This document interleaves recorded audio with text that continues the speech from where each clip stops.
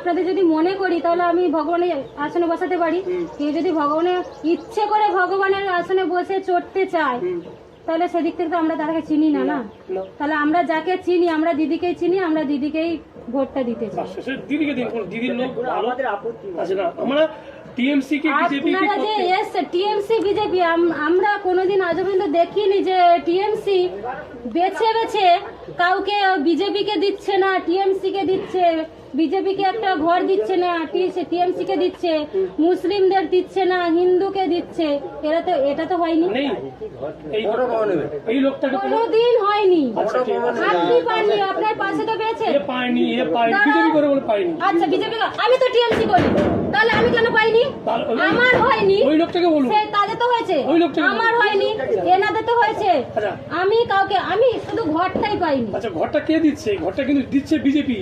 দিচ্ছে কি প্রধানমন্ত্রী আবাস যোজনা। এরা কেটে বলছে আমরা বাংলা আবাস যোজনা। প্রধানমন্ত্রী আবাস যোজনা কোনদিন হয়েছে? আচ্ছা, প্রধানমন্ত্রী দিচ্ছে, প্রধানমন্ত্রী দিয়েছিল, নিয়ে নিয়েছে। আপনারা সেটা আমাকে শিখাতে আসবেন না। দিয়েছিল, নিয়ে নিয়েছে। যেটা আমরা বুঝি, এতদিন বুঝে এসেছি। কলটা কে দিচ্ছে? কে দিচ্ছে? কেন্দ্র সরকারের।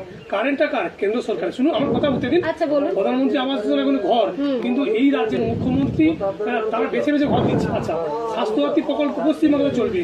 আমাদের পশ্চিমবঙ্গের স্বাস্থ্য ব্যবস্থা ভালো নেই। প্রধানমন্ত্রী বলছে তুমি ভেলোর ব্যাঙ্গালোর যেখানে যাবে আয়ুষ্মান যোজনা কার্ড 5 লাখ টাকা সুবিধা হবে। এই রাজ্যের মুখ্যমন্ত্রী করতে দেয়নি।